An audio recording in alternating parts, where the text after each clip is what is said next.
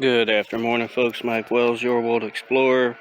Right now, we're looking at the yard-long beans coming out of the ground.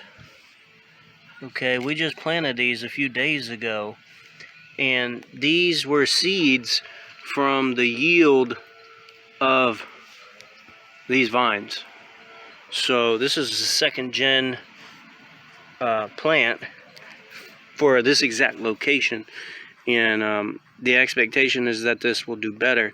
So we're heading into March of 2022, and the weather is permissible for this, for the yard-long bean.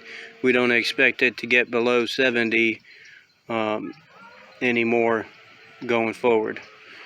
Anyhow, thanks for watching. I'll keep you updated on the progress of these yard-long beans. And don't forget to hit the like button and smash that subscribe button, as that helps the channel out tremendously. Have a great day.